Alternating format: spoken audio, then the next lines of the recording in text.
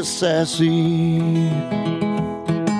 a little bit crazy, a little bit classy. We got dreams and we got goals. We're just a couple of old sassholes. Hi. Hello. Hello, everyone. Welcome to A Couple of Sassholes podcast. I'm Brooklyn Johnson. And I'm Heather Terry. And for anyone who doesn't know, now you know. This is our power hour of true crime where we talk about fucked up people doing fucked up shit, usually for fucked up reasons or no reasons at all. That's right. Because people be crazy. They are crazy, girl. Yes, they are. You know what's also crazy? What? Is that my friend Hadley McIntosh, thank you, boo friend, she had told me that a group of construction workers at Midwest contracting things. Midwest Contracting was listening to us during their work day. Oh, yeah. Hey. And I just want to do a little shout out. Hey, big fellas. I love Thanks that. for listening. And ladies. Yeah, that was me being sexist and just assuming that it was guys. But Yeah. it could have very well been females. Hadley is indeed a female for anyone who's confused, but she doesn't work. Anyway, it's not here nor there. The important thing to know is that Midwest Contracting, thank you guys for listening to us. Thank and you. gals. Yeah. You're Thank sweet you baby so angels. much. Also, before I get knee deep into some crazy shit that you're going to tell me, I would love, and I know you would too, Yes. if our friends here would like, rate, review, subscribe. Yeah. You know what doesn't cost a damn thing is you picking up your phone right now Yeah, do it now. We'll wait. Let's just sit here and for a click second. subscribe. Yeah. And then if you specifically get your rocks off on one of our episodes, it would be really, really cool if you shared it. Yeah. Tell a friend. Let's Yeah. start like a MLM. What's the that? multi-level marketing scheme. Oh, I Let's do a thought you- pyramid scheme up No, in here. do a chain letter. Get 3 friends. Let's act like it's a chain And then letter. you get a beige Audi. if you do not send Chain letter. three friends our podcast, That's right. then the next full moon, you will get a paper cut. Ow. Isn't that the dumb shit that those things would be? I know, like back whenever you could like mail them and it was like send this to 10 people. And you literally would mail You them. thought your life was in danger. Exactly. Your life won't be in danger, but your finger might be in danger of a paper They cut. did that on Jackass where they gave him a paper cut between his toe. Between his toe. No, thank you. No, thank you anywhere, but especially not between my toes. No. Fuck that. What else do we have going on? Yeah, so Patreon's heating up. Did we get a Patreon subscriber? We did. Thank you to Brandy Ball. Now, Brandy has been a day one listener, like on She's the an jump. OG. On the jump. And she was super excited. She DM'd us and was like, hey, guess what? Just signed up for Patreon. So thanks, Brandy. The joy that I got when checking our inbox and realizing that we had a Patreon subscriber. Oh, yeah. It was like Christmas Day and I was fucking 8 years old. I know. And she gets like extra stuff. So if Yeah, you all want because to do she's that. our number one. Yeah. She's our very first. So since she's on Patreon, she gets extra bonus content episodes and other things. So Yes. So you get all sweet little treats every month do from it too. us. From the price of a cup of coffee. Yes. Coffee. Even cheaper depending on where you go. You are not lying. So help us reach our dreams. Yeah. Help us help you. Help us help you. Let's do it. That was our infomercial. Yeah. Didn't you have some weird ass story to tell me? So every time, because we're besties and we talk to each other all the fucking time, it's Yes. kind of excessive.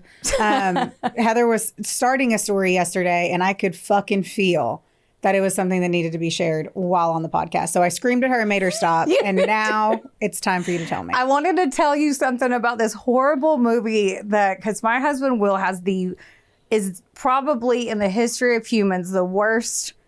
Love him, but he's the worst movie picker outer. Oh, I believe it. Every like- time you tell me you're watching a movie, I'm like, I have never heard anything about that. It's bad. And he has to finish the entire movie no matter what. And I don't know. It's one of his quirks. He's like, I have to know what happens. I'm like, this is awful. Why did you pick it in the first place? I know. And we take turns. So if it's his turn, I'm fucked every time. I wish he would just forget it was his turn. No, that's one thing he does not forget. The trash, yes, that no. So I can't, and I Googled it when I was caught in traffic at a wreck. I was looking it up, trying to find the name of the movie because I knew you'd ask me. I cannot find it. He does not remember the name of the movie. It was that bad. Can you just look at what you've watched?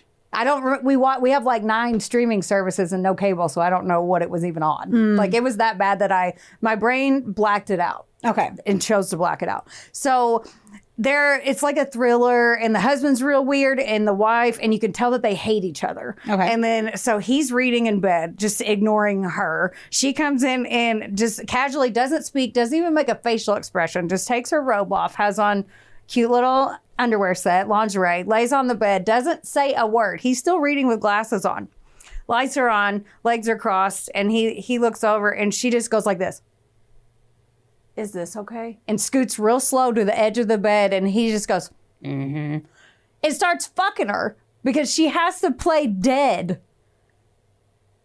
It's so weird. So, like, literally, she doesn't talk, scoots to the edge of the bed, and during the day scene, and this is 5 minutes into this weird-ass movie. So this is intro. 5 minutes in. Okay. And then she scoots to the edge of the bed, then she scoots over again, like, drapes her leg over and is like, and then he just starts fucking her, and she just lays there. It's the way, like, he even, like, touches her to make sure she's, like, holding her breath. It's so bizarre. So Will gets So hold on. Yes. So she has to be fucked while playing dead and not breathing? Well, she, like, to very low, like, it would be hard Because to make breathing yourself breathe. Is not only just one of my favorite things to do. That is a very fun pastime. I love oxygenation of Yes. the person. Especially But- when you're doing that.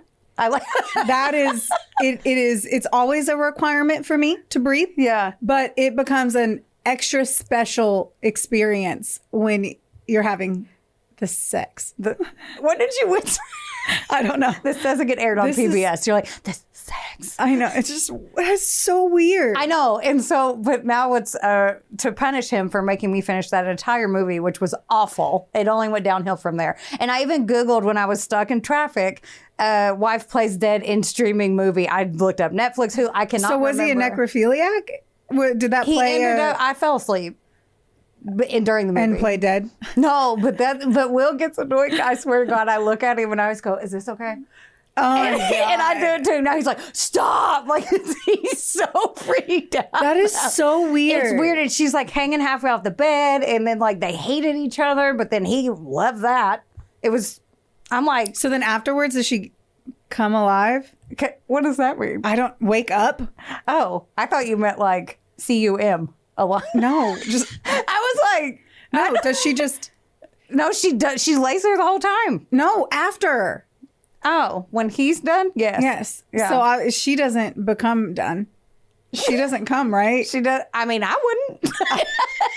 I wouldn't even know how to. I'd be so worried about holding my breath. I couldn't even focus on the end game.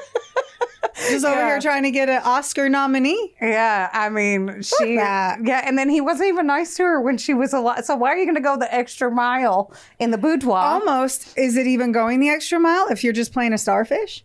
I mean, this one I feel like requires acting skills. Yeah. Like it's not just starfish lay there. It's like lay there and be a corpse Oh, that's weird shit. in cute underwear. Okay. Anyway, Thanks for that's sharing it. that with I me. don't know the name of the movie, and I'm going to save everybody the trouble because it's awful. Now I actually still want to see it. Okay, well, I'll have to ask. I'll ask him later what movie it was, and it's my favorite new game to play with him is just to lay around and play dead, and he's like, stop it. Oh my gosh. I want to get in on that game. Yeah, okay. Is this okay? I know, and she says, is this okay? After she like awkwardly, they don't speak. Dangles off the bed. Anyway. Anyway, yeah. All right. Anyway, that was very enlightening. Thank you for that. You're welcome. Is this okay? Do you have So a story weird. to tell me? No, do you?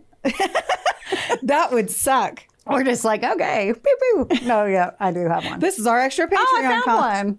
content. Oh, I found one. Look at that. I contracted this today. Midwest contract. Nailed it. Crushed it. Okay. Are you ready for this jelly? Are you ready? Yeah. Ooh. I want peanut butter jelly I so much. I knew you want were gonna jelly put on some toast myself. jelly or jam. Just kidding. Stop. We're going here. Gonna hit you. Okay. This is the story of Susie Newsom and Fritz Klenner. I love the name Fritz. Okay, me too. You want when I'm done. Aw. Have you heard of any of this? No, I'd remember Fritz. Okay. Yeah, I kind of want to get a dog and name it that until I read the story because it's a funny name. So my source is Killer Couples, Season 5, Episode 10 on Oxygen is a good show. The reenactments are really funny. Why are you laughing? Just the way that whole thing started. Yes. It was great. Yes. On Oxygen. I had to think about which one it was. It's on Max, but Snap technically is always on. Yeah. Oxygen. Yeah. Wikipedia, WLKY, a few articles from the Charlotte Observer, Greensboro.com, and an article from the Independent Tribune. And there's also a book called Bitter Blood by Jerry Bledsoe that you can read if you want to like deep dive into it, but I don't do that. It wasn't on Libby, so I didn't do it. It was not free through the library. Okay. Susie Newsom was born on December 24th, 1946 to Florence and Bob Newsom in Winston-Salem, North Carolina. 3 years later, they had another son named Rob. Now, they were like a loaded upper class family, like very, very prominent in their community. Her dad, Bob, was super high up at R.J. Reynolds Tobacco Company, which is still the second largest tobacco company today. Oh, you love this story so much? Oh, my God. That yawn came through my feet and just went right up my body. I was trying to hold it in, and I was like, you can do it. You're not even tired, Brooklyn. Hold it in, and it just took over. I know. I was like, I'm sorry. I feel like a ghost just flew out of my mouth. A fucking spirit took me over. I don't know. Now I might be yawny, so I'm going to apologize. You know those come in pairs. Yes. Now, Susie was named after her aunt, Susie Sharp, who was the first female justice on the North Carolina Supreme Court. Ooh. Yeah. Little Susie was apparently a raging brat, though, and super spoiled. Like, anything that she wanted, she got. So her dad let her run wild and get away with murder. If a kid's name is Little Susie, I was just saying it after. I mean, if her name's Susie and she's a young child, therefore a little Susie, she sounds like a bitch. But I'm also judgmental as fuck, so. Well, I mean, it's accurate, so you're fine. Her dad gave her whatever she wanted and got her way, and her mom would try to discipline her. She would throw tantrums so bad when she was younger if she didn't get her way that her mom would have to throw her in like cold showers. Whoa. Like they were like that bad, that would just piss me off more if I was mad. I don't know. That's refreshing. I could use one right now.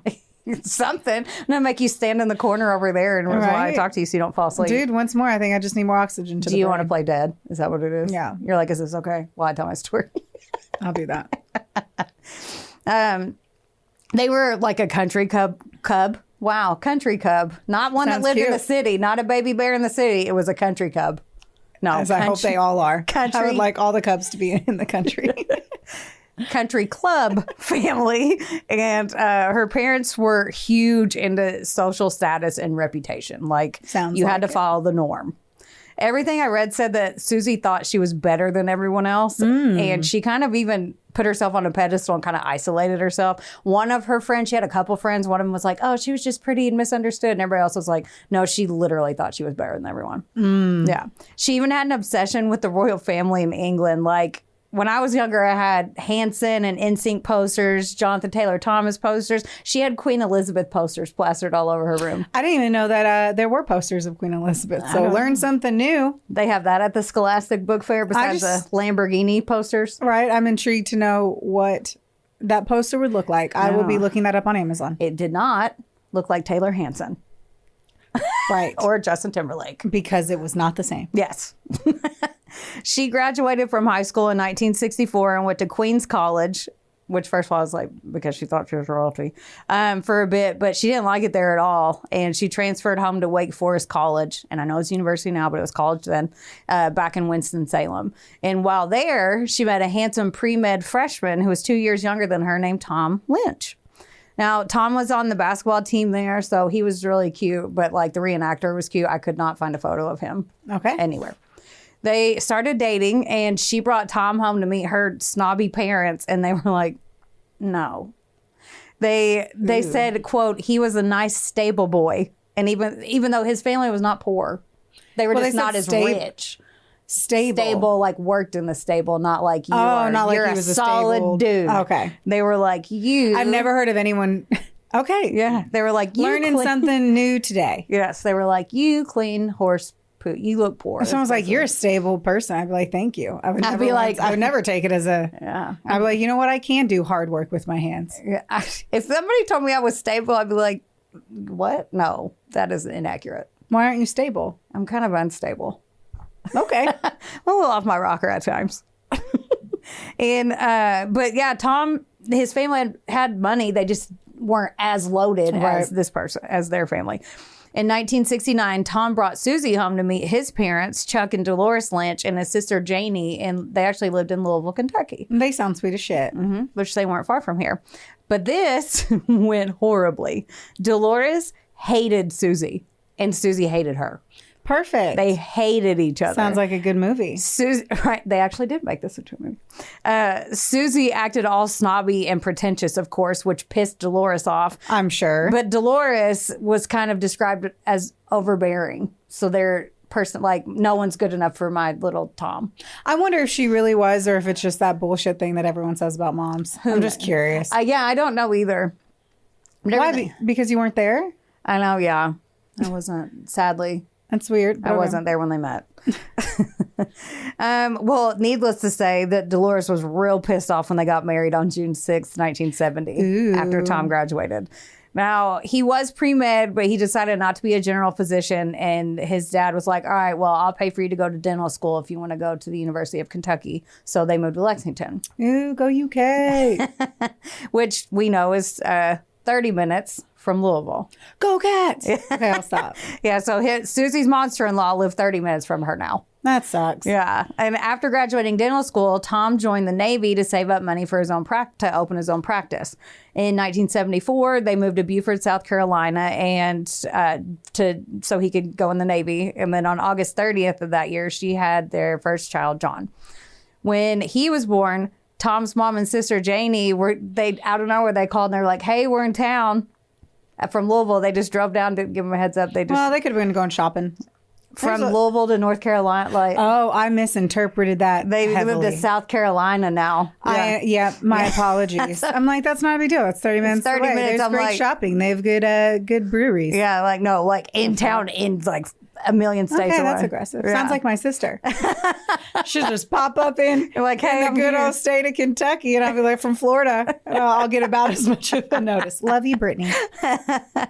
And so they called and they said, "Hey, we're in town." And when they showed up at their house, Susie wouldn't talk to him at all. Ooh. And they left after a few hours. That's a choice. They felt unwell. But she was like, I mean, here's the thing. I see both sides. You didn't give me any notice. They just had the baby. It was like same week or two. Yeah, I don't know. I'm like, it's family. You shove it up your butt for family. Yeah. And I would really hope that if I had a baby, like Travis's mom, Mary, would be like, "I'm here to help." And I'd be like, "Here, take little baby Ren and go let me fucking sleep." Ren would be the name of a daughter.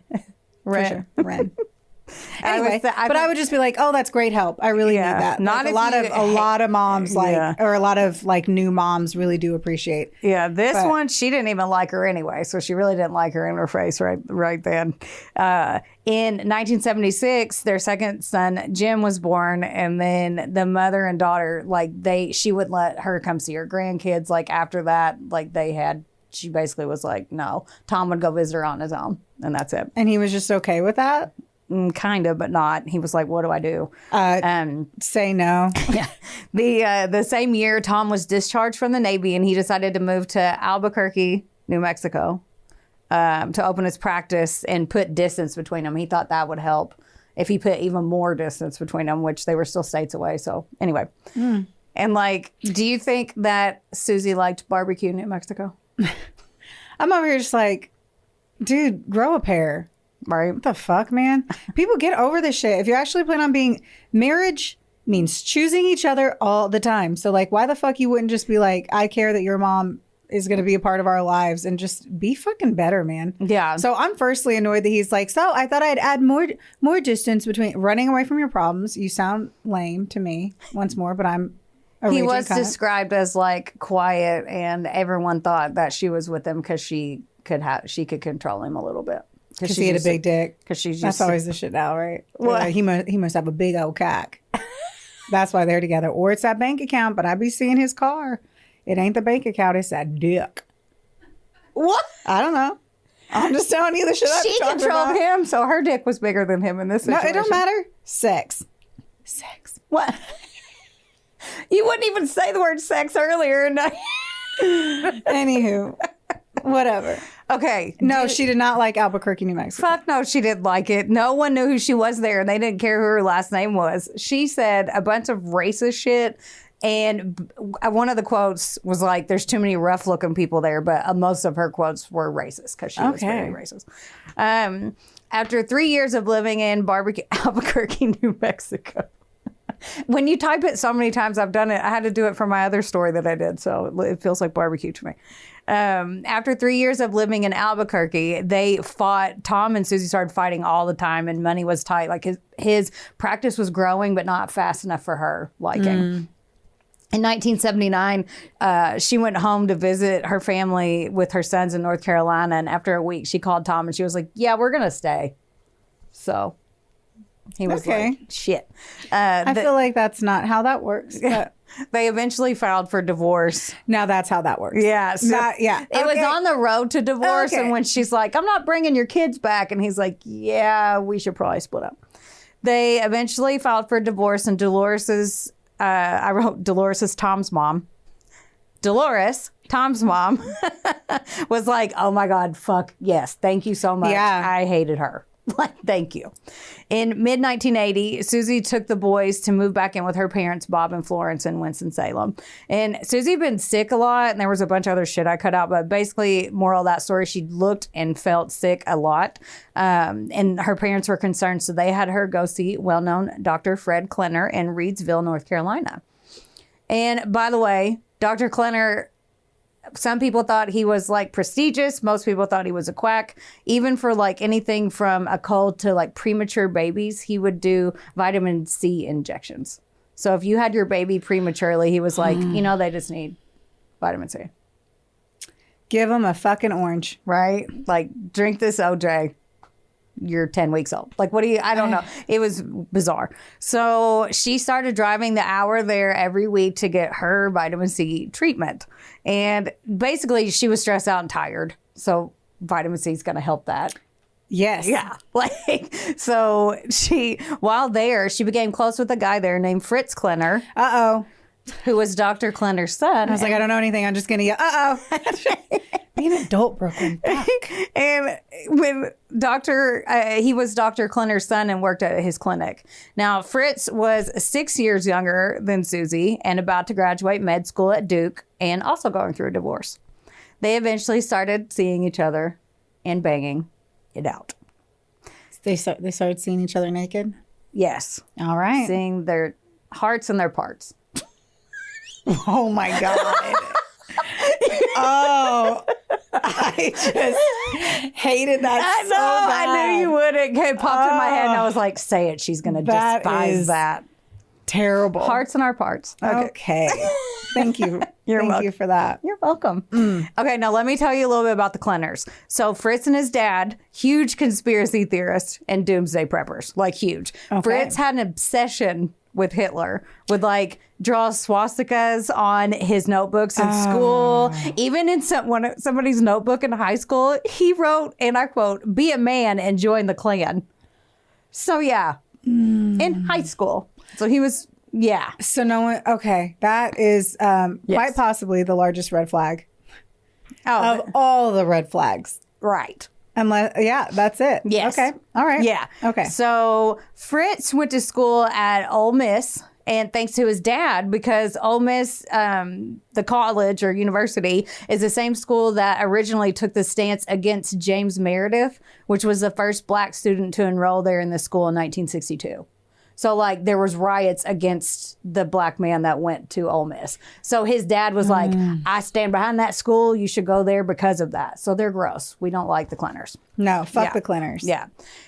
He actually flunked out of Ole Miss, but he's so convincing and delusional that he went back to telling everyone, like, he went back home. He pretended to go to school still, went back home and said he got his pre-med undergraduate degree, even though he flunked out. I always love this time in life when you can just do it. Society when you could just like say that you did things that you didn't do.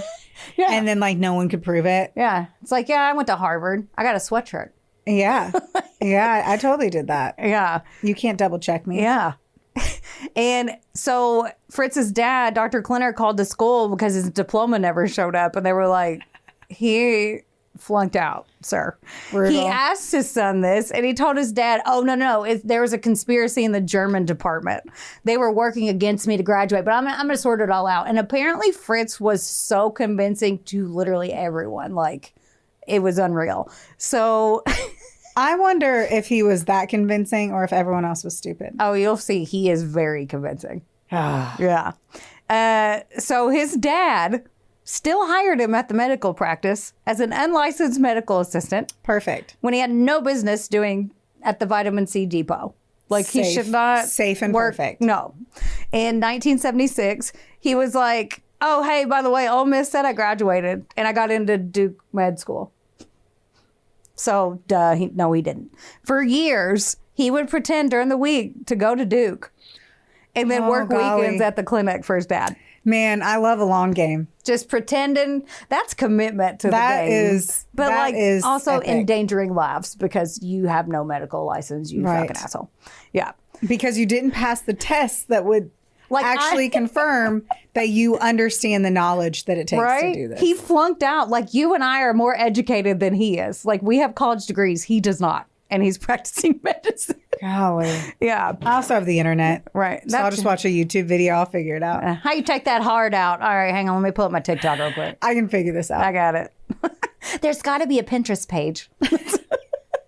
Someone's done this before and totally laid out how to do it. There was always the first person to do this. I'm strong. Okay, anyways. Okay. Focus. I'm trying. Okay. And then people started noticing. They're like, you're not a doctor, sir. Like, one time there was somebody there that had a heart attack and he was the only one there. His dad wasn't there. The doctor, quote unquote, runs to the next building and got a dentist to do CPR. He couldn't even do CPR. And then people were like, okay, if you're going to do that stuff, fun fact, learn the bare minsies. Like, that's taught to humans. Like, there's a CPR class that you can take. Yeah. And I know the song Staying Alive wasn't invented yet. Or was it? I don't know. I don't know either. I don't fucking know. I don't even know what year we're talking about right now. 76. Yeah, I have no idea. And maybe then yes. But either way, just learn. Yeah. So, and not go get the dentist. I mean, the doctor, you got to get an adult. Right. I needed to grab an adult. Now, he still told people that he was at Duke. And then finally, like, his dad was like, we know you're not a doctor. Finally. But also during this time, he becomes more obsessed with bombs and doomsday prepping. Oh, fuck. And even starts to collect cyanide. Okay. So, shit. Backgrounds. You got both backgrounds. Now they have now hearts and parts. We're back. They have now shared their hearts and parts. Their hearts and parts have been shared. Bad. This is bad. Yes. Okay. Sounds like the perfect storm. So we're back, and they're dating. When Susie's mom found out about them dating, she was pissed. Do you want to know why? Why? Not only was he a wackadoodle liar, he was Susie's first cousin.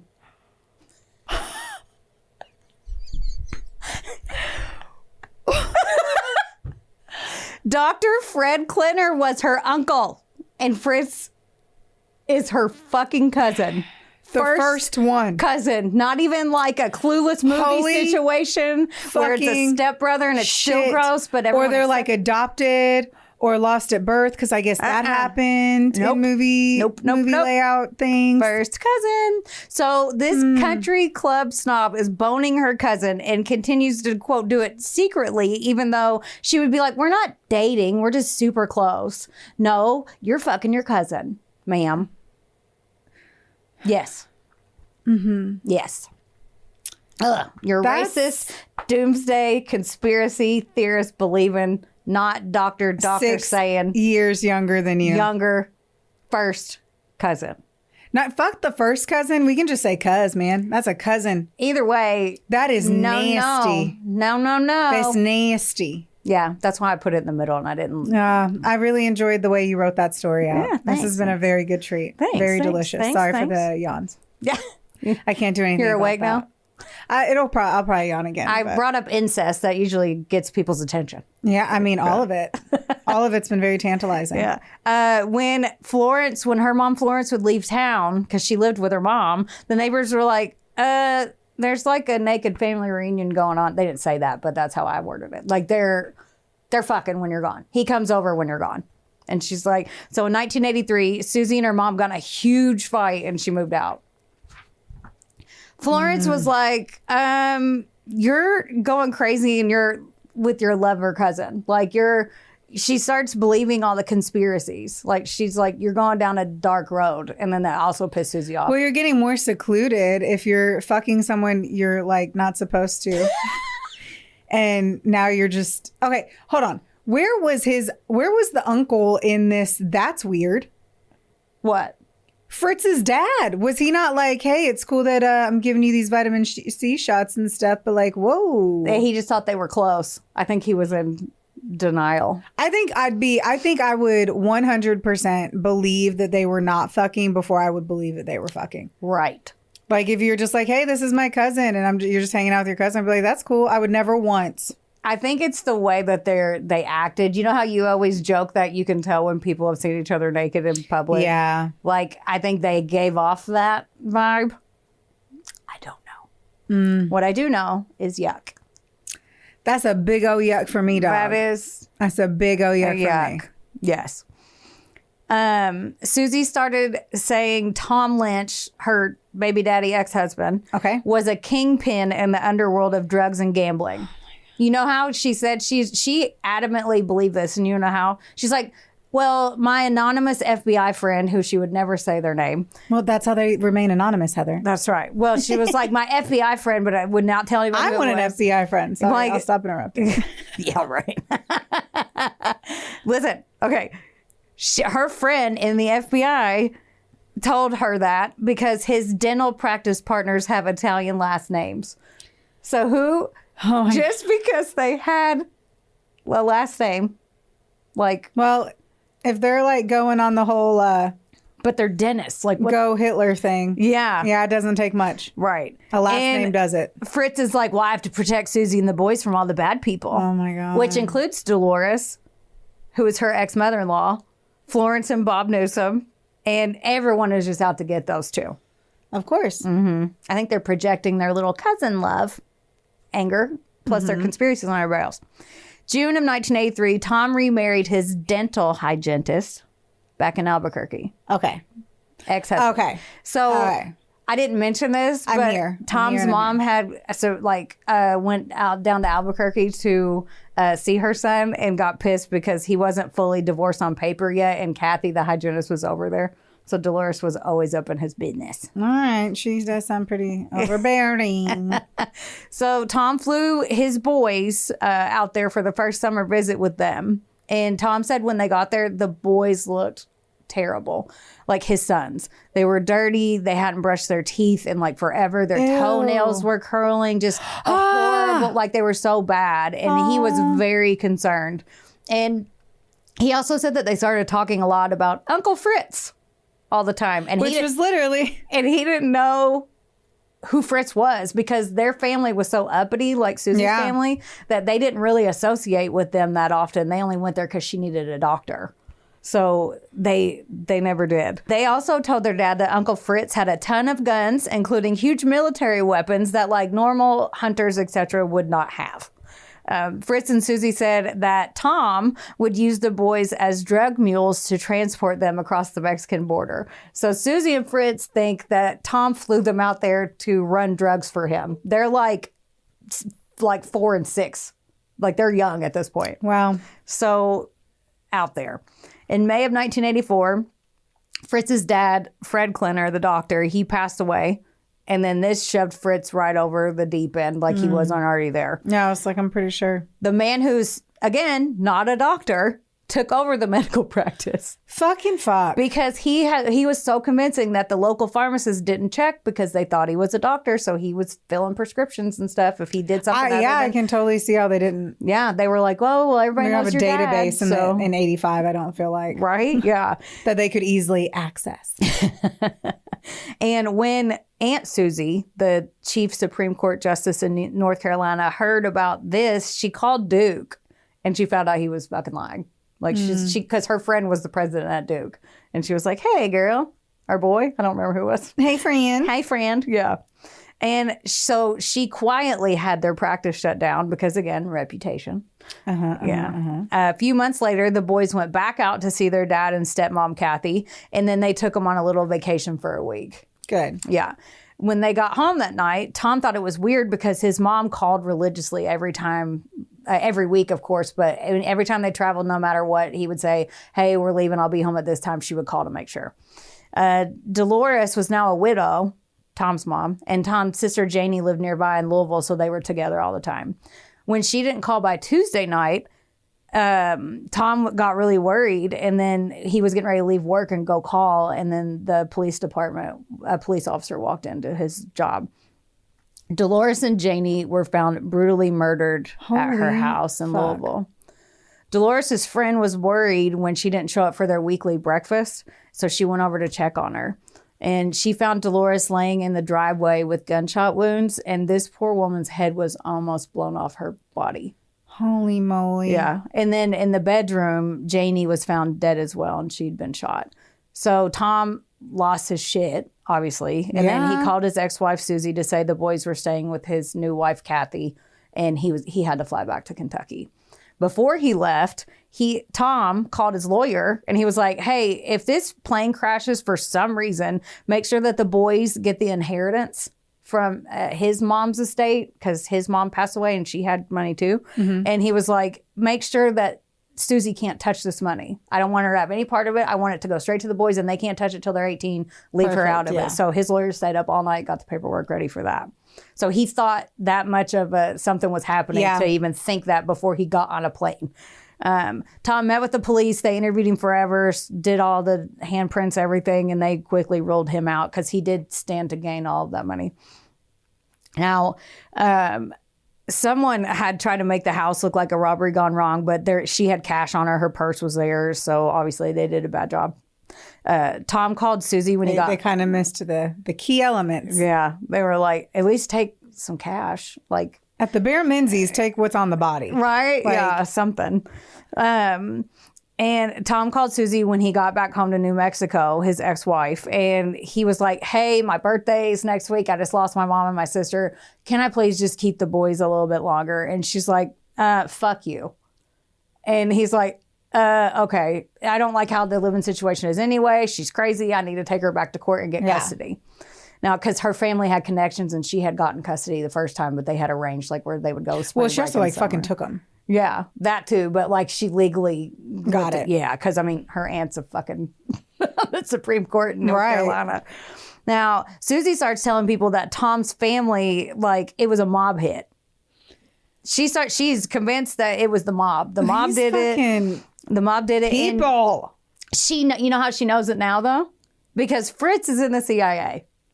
He's not a doctor anymore. He's in the CIA.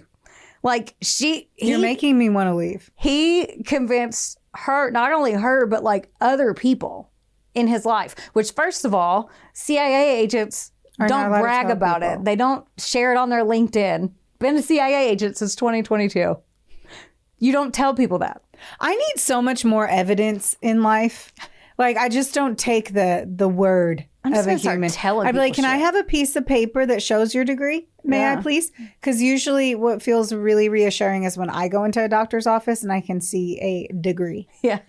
Confirming that they are capable of doing what they're doing. Right. If you are a part of the CIA, I would like to see their letterhead printed on a piece of paper. I would like to see their letterhead. Addressed to your name. You got any CIA swag? Show me a hat. Show me a badge. Show me a badge. Show me a cool jacket. Something. Anything. Yes.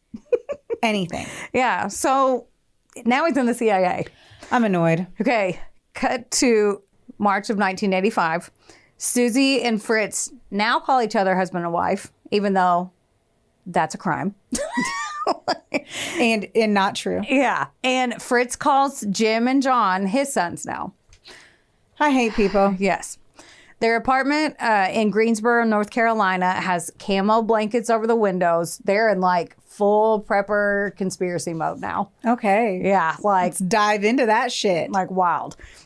Fritz had an inheritance from his dad's estate and he spent almost all of it. He bought, I think they said a Blazer, some kind of SUV.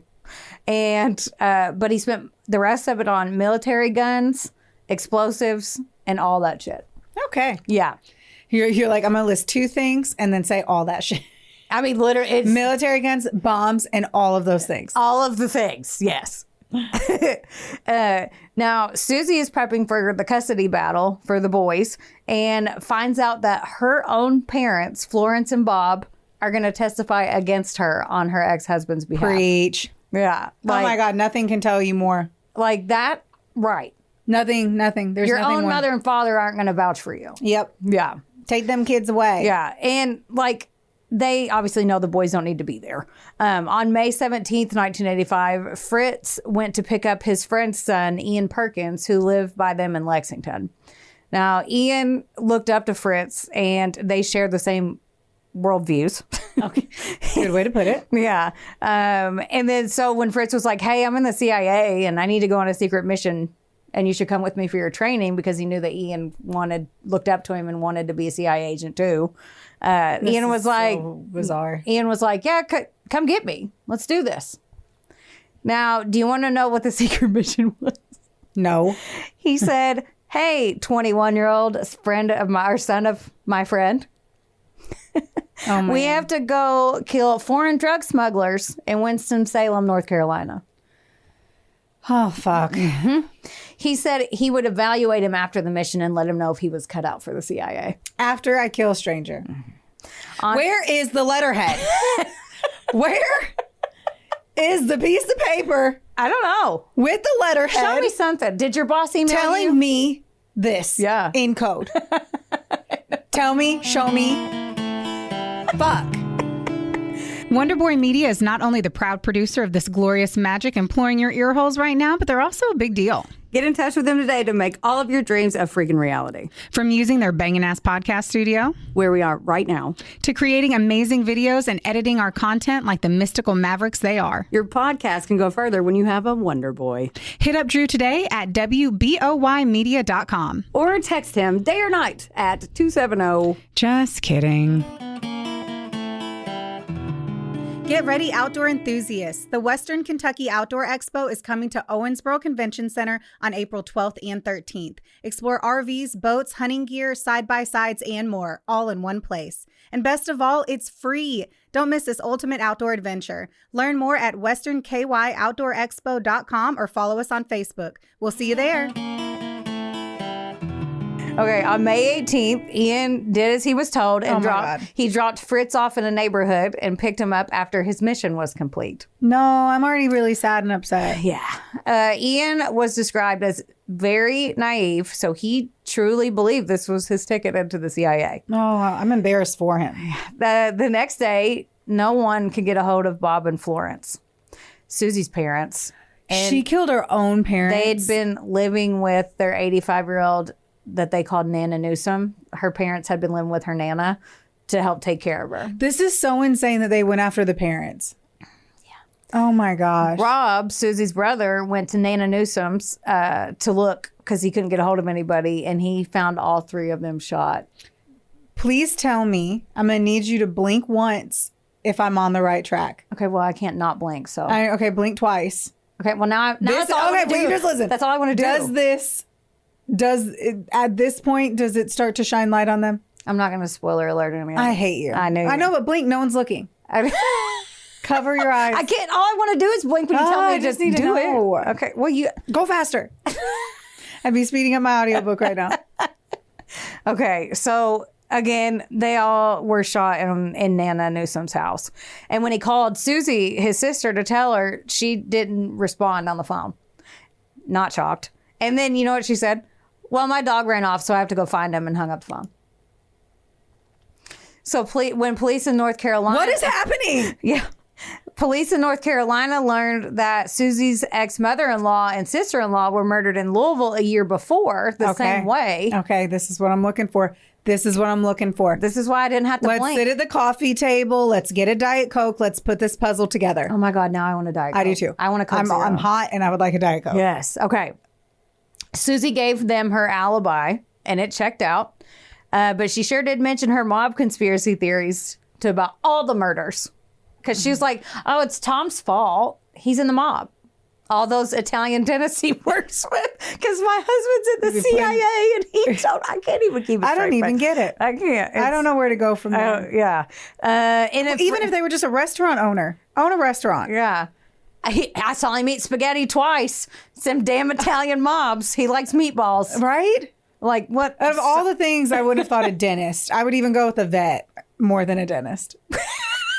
I don't know, horse tranquilizer or something. I was thinking about what's in the cabinets. The horse head in the bed. Thinking about the more intense meds. Oh, I was thinking of horse heads in beds. Isn't that a mob thing on it? I don't know. I don't know where people be getting big horses to chop their heads off. Vets, Italian vets, apparently.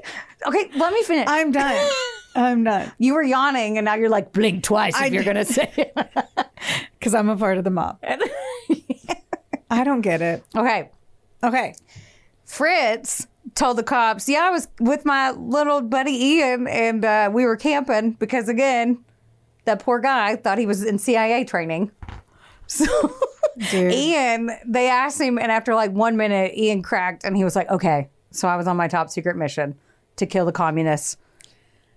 And then, but they said they could tell he really believed him because he was devastated when they told him, like, dude, you helped someone potentially murder someone. And murder 3 people. 3 innocent people in their home. Ian felt really terrible, and he was like, how can I help? I want to help. So he agreed to wear a wire. This kid's 21. He agreed to wear a wire and try to get Fritz to talk. And the one guy on the show, he just nonchalantly was like, yeah, we weren't sure if he was going to make it out alive.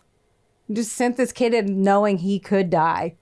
He helped murder 3 people. Yeah. He genuinely didn't know that, though. I hear you. But it's just sad that they were like... It's the same thing with laws. Like, just because you didn't know you were breaking one doesn't mean you didn't break one. I mean, you're That's like tax laws. Like, you know, just because you didn't know doesn't make it okay that you still broke it. I don't know. Now, I just feel bad because... He knew that he was going to murder someone. And he had no evidence. Like, he said he was going to kill the communists, that he was going to murder someone. Okay, that's a different way to look at it. Yeah. Right. He said he was going to go kill somebody at first I felt without bad any for him. evidence. Yeah. I do not. Yeah, now I don't. He just thought that they were... I can't dive into that. Anyway, Ian... Heard. Wire Fritz. Got it. Okay. On June 1st, 1985, he went to Fritz and tried to get him to talk. And Fritz was like, no, like, I'm in the CIA. And everyone's out to get us. I'm in the CIA. On June 3rd, Fritz and Ian, they talked again, and he was wearing the wire, trying to get their story straight because he knew the cops were interviewing them, and like they were. Quick question. Yes. I love that you raised your hand. Quick question. Miss Johnson. Yes. It's Mrs. No, I'm finally fucking married. I'm excited and I don't care. I'm going to ride that gravy train until I die. So the question is, did the cops call the CIA and confirm that Mr. Fritz was not a part of this? They all fucking knew. I wonder if they were doing this. They were like, wait, is Fritz a part of the CIA? And then they call the CIA and they're like, do you have a da-da-da Fritz? Because I don't know, like Fritz Klenner. Do you have an agent Fritz Klenner? I just feel like somebody had to have called. I mean, I'm sure they had a temp do it at one point. They were like, you know what? It's your first day. We're going to give you a task. Yeah. Would you like some busy work? I just wonder if they thought it at all. I mean, they probably have to. Right? I would hope. I would assume they would have to. Okay. Thank you. 2 days later, they meet again to get their story straight to what they're going to tell the cops. And then Fritz is finally like, okay, Ian, like, I'll write a note and I'll tell him I lied to you. Like, I'll tell him I lied. He didn't admit it, but he said, I will write the police a handwritten note and leave it in my apartment because they're going to search it at some point, saying you had nothing to do with this because I told you I was in the CIA. So he finally said that part. He didn't admit all the fault, but he did say that. And then, so they were like, that's enough. That's enough. He admitted it without admitting it. So they were like, we can finally move in. So special agents, real special agents from Kentucky and North Carolina, get them, come together. They didn't. Not their hearts and their parts? No, they had clothes on. Okay. Their hearts were together in a good spot, but their parts were separate. Okay. Now, they were cautious about busting Fritz because he was fucking nutbag. And he had a ton of fucking... Yeah, and they were like, he has cyanide and bombs and military weapons like that normal, like only the military are supposed to have, and very few states that's illegal. Right. And shit, in an apartment building, too. Precious. That's precious. So they had all, and they only told the local police that they needed one uniformed cop and cop car there. The rest of them were plain agents in undercover clothes.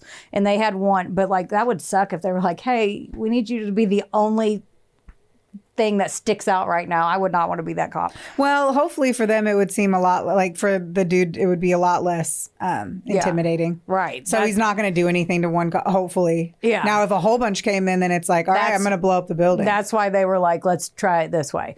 Now, they're waiting on the cop to get there. He radioed back, yeah, I'll be there in a second. And then they all of a sudden see Susie and Fritz start loading up their SUV. They come out with the big guns, like a bunch of them. Like they're just carrying big guns out to their vehicle? Yes. That's epic. Yes. They're like, you know what? You know where my fucks are? I don't know. I lost them. They already think everyone's out to get them. They're like, here we go. Camping equipment. They bring out like 3 or 4 huge duffel bags. But the worst thing that they could have seen come out was Jim and John with them.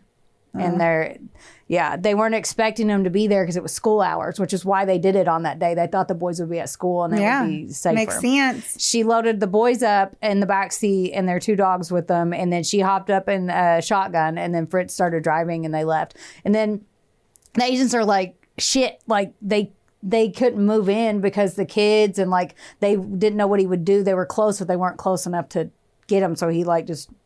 I hate to have a follow-up question. I hate to do this. You're allowed to. Do you remember when they were born, the kids? They're I thought it was 8 and 10 at this time. Okay, 8 and 10. Mm-hmm. 8 and 10. They're okay. 8 and 10 at this time. Thank you. Mm-hmm. I was trying to... Well, if you have a question, I'm watching maybe those people do. So I'm watching the story unfold in my nogs. Perfect. And I needed to know how old the kids were supposed to be in my story. Yes. Okay. Thank you. So, so they're like, shit, like we're nervous to move in. They had to make a judgment call because they didn't want him to, like you said, do anything. He was a loose cannon. And they called the local police, and then the officer responded, and he got behind them and he flips his lights on to pull him over. Okay. When he does this, an undercover agent pulls his car in front of his and pulls out his FBI badge because he's a real FBI agent. And he's like, pull over. All these people sound so cool. Right. And then the real agents. Right. Yes. And then Fritz is like, no. And he just like drives around him, but he's only going 5 miles over the speed limit. So he's like Travis. Travis goes 2. Oh, yeah. On a very spicy day. So it wasn't a high speed chase. It was a OJ chase. Like you're going, if it's 40 and a 35. Yeah. Okay. Yeah. So, and they're 9 and 10. Sorry. Susie's kids are 9 and 10. Okay. And well, that changed everything. And they're in the car. Yeah. The cops trying to like nudge him off the road and block him with the local cop car. But when the cop car hits Fritz's door, it spun around, and then like they're facing each other and they're like 8 feet away. He pulled out an Uzi, which is a military submachine gun. Yeah. Smirks at him and fires 5 rounds. The cop is like, yeah. What? Whoa. Yeah. This is a movie. Oh, man. It literally is a movie. Tid hit the mic. Yeah. That is wild. I'm kind of surprised that they tried to like stop the vehicle, because if they would have tapped it with explosives, yeah, you know, like the risk was really, really high. Yeah. Like if they would have flipped the vehicle, yeah, boom shakalaka. Yeah, but he was going like 40. Yeah, so but they were. I get it. Yeah. Right. You can still flip a vehicle. They were trying to see what options. But they the fact that dude was like, "Watch my Uzi," he literally smiled at him. I mean, if you're going to shoot an Uzi, you should smile. Yeah. No one should shoot one unless they're a special agent. Yeah. And this police officer, and I don't have his name, he was hit once, luckily just one time, in the upper part of his chest. But his wife, he made a promise to his wife every day he would wear a bulletproof vest. And it saved his life. Now, I need my phone. His skin... I need to know what an Uzi is, because I thought it was a way bigger thing, and if he would have shot him, it would have exploded the entire vehicle. Yeah. Okay, so they said that his body was so beat up, like he still was hospitalized because his skin... Oh, okay. That's aggressive. Yeah, his skin looked like it was fucked. It fucked him up still, but didn't kill him. Sending this to Jess to show. Okay. Okay, I thought an Uzi... was like a rocket launcher. Yes. I wrote I totally thought it was I a wrote rocket rocket launcher and I was like, I better fact check. Yeah, And I'm glad he did because if he would have shot 5, homeboy would have died in the 1. Yeah, that's what I thought too. I was like, wouldn't it have blown the car up? But I guess I have knocked everything. I threw my watch, thought I could put it on this thing, threw it behind the thing. Just put my phone. we're gonna thought have I to was put gonna you top in a it straitjacket. I know. You're gonna have to lay there like that bitch on that movie. I don't remember the name of. I don't blame you. And I will say, yes, that is okay. Hold your breath for an hour while I tell you the Straitjackets are story. terrifying. Okay, I'm ready. Yeah, okay. And so he does that. The cop, like Fritz keeps going. Even though they tried to bump him off the road, they surround him again while he's driving. He leans out the driver's side window and starts firing at him again. Now, a few of them were injured, but they all survived, by the way. And then they have to start firing back. They didn't want to because the boys were in there. Yeah. But they have to at this point. Open fire, yeah. They were trying to avoid one of the busiest intersections in that town because there's a college campus there and there's people all the time everywhere. Well, that's exactly where he led them to. Of course. Yeah, people are everywhere. So like bullets are flying from Must be everyone. terrified to be those kids. Right? People are diving, trying to hide behind stuff. Like there was a lady mowing the lawn at the college campus and she dove off the tractor while it was running. Like they're just, people are trying to hide. Chaos. And if you think about it, there's only one car, like one cop car. The rest of them are regular cars. So they don't know what the hell's happening. Right. And the local police Oh didn't my gosh, know. that'd be so wild. The local police didn't even know. Just that one cop said they were trying to talk to a murder suspect, and that's it. So the local police department didn't even know what this was. That's crazy. Like, or how the gravity of the situation. He turned the corner, Fritz does. He parks the SUV right in front of the huge college campus there, and then he gets out. He starts standing in the middle of the road, just firing the Uzi at him again. Oh my gosh. One police officer pulls out an AR-15, and then Fritz is like, "Oh shit!" Now so then he gets back in his car and he drives off and does his little OJ chase again, going 35 miles an hour. I'm assuming because he's still shooting at him while he's driving the car. The chase continues north, and eventually the SUV comes to a complete stop. And then the cops like get out and they start to prep for another shootout. They're like, man, he's going to start doing that shit again. So they get out and like take cover and stuff. And they get out of their cars. The SUV blew up and exploded. Debris flew over 100 yards away, and the passenger side door was lodged in a pine tree that was 50 feet high. Like this was a huge explosion. Now, at 3:07 p.m., after a 30-minute chase, it ended this way. The cops slowly go up to the wreckage to check it out, and they could tell that the bomb was under Susie's passenger seat because of how mutilated her 39-year-old body was. Like The boys died. Fritz was thrown from the I don't car. know. Fritz was thrown from the car, and he was still breathing.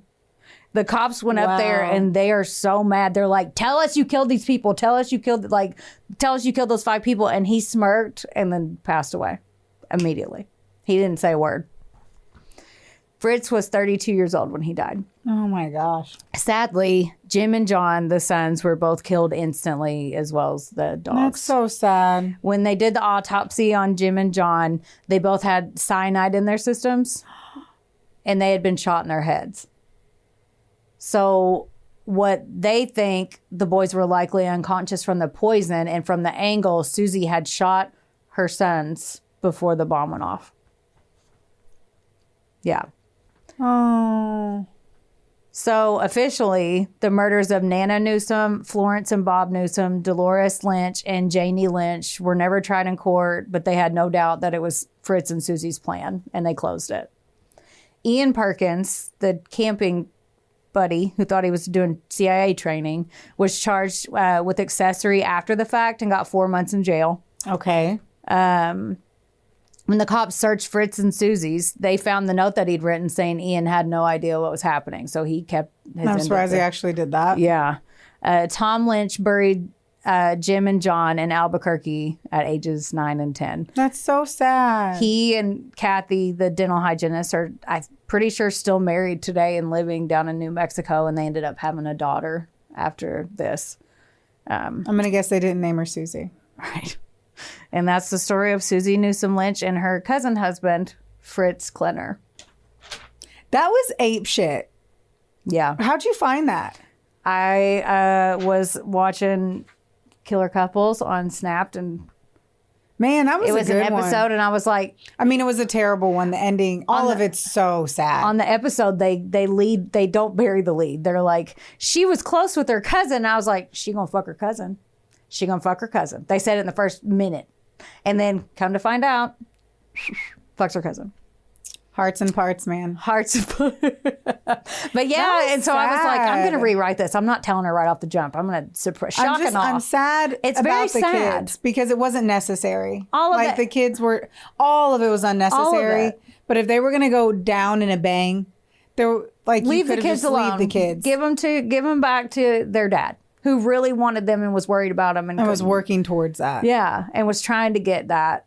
And like, What a weird ending. yeah, like Susie's, It sucks that they got there too late. If they would have just gotten there earlier. yeah. And I'm sure they feel that way, but who knows how long the cyanide. So they said they brought the kids out. I didn't know if they were standing and they walked on their own accord. Like when you told me that, I was thinking they were walking to the car. Yeah, the boys walked to the car and they were all unmarked and farther. Oop, hit the mic. They walked out and then she put them in the back. So like When did this? That's what I'm like. when they were watching them load the car, that was the I know, last- but I don't know how the cyanide did anything that quickly. Well, they were in the car for 30 minutes, so what they think is like she probably gave it to him at the house. I don't know, like speculating. Right. She probably gave it to him at the house. They started to get like puts them in there. I don't know if she carried or they walked. I If don't that know was their intention the whole time, like, But- was it to just take Yeah. I'm just so curious when they got in the car that day, like what was their intent? Another point that I thought about was that, and then I looked into and was actually true that the police didn't want to shoot at the car because of the boys, but they had to in response Right. to Fritz. And they were so relieved. They were so sad, but they were Of course. relieved to think that they had killed the boys on accident. Right. Because they all were just shooting at the car and none of them wanted to because Right. they already felt terrible for these kids. Because they don't So have a she just choice. pulled the bomb. Like the speculation is that she did it Yeah. or that it blew up on accident. They think that they intentionally did it because they stopped the car first. Okay. And like they thought he was Okay. going to get back out and shoot. And they stopped the car and then it blew up. Like it was under her seat, they could tell because she was You so, can tell the projection. yeah, of that well, explosion. I guess that one of the car seats in the back was lodged and fused to her body. And Wow. the spring from her seat went through her pelvis. So yeah, and Golly. he flew out of the car and she was How terrible. How Yeah. bizarre and terrible and weird. Yeah, the book. I really want to read the book now because they say he like deep dove I into bet. it. Bitter Blood by Jerry something, whatever I said at the beginning. And then I threw my paper down. It's down there. I know, I see. Yeah. I see that. And then there's also like a made for TV movie in the 90s. And then I think there was like a miniseries or something. And then there was Wow. a movie too. Well, Yeah. thank you for that. Great storytelling, Heather Terry. You're welcome, Brooklyn Johnson. I almost said Maple again. I understand. Yeah. It happens. It's because you're in my phone as Brooklyn Maple and we talk to each other. Maybe you should through- edit that. I don't think I can. That's weird. I met you as a Maple. I'm still in Will's phone as Heather Weiniger. well, And I'm we're not married. in your marriage. What? Yes, you are. Well, everyone, we love you. Yes. Do not forget about our live event on February 16th. It's a couple of Sassholes live, Partners Yes. in Crime. Yes. It's going to be at the backstage at the River Park Center, which was the Ghost Light Lounge. Get your tickets today. They are limited. Do not forget. Don't forget and don't miss out Yeah. because you're going to feel real dumb. Yeah. It's. I mean, I would. or you're just going to. I hope I can don't make have FOMO. I hope I can make it. I mean, I'll still tantalize their ear holes with my own story.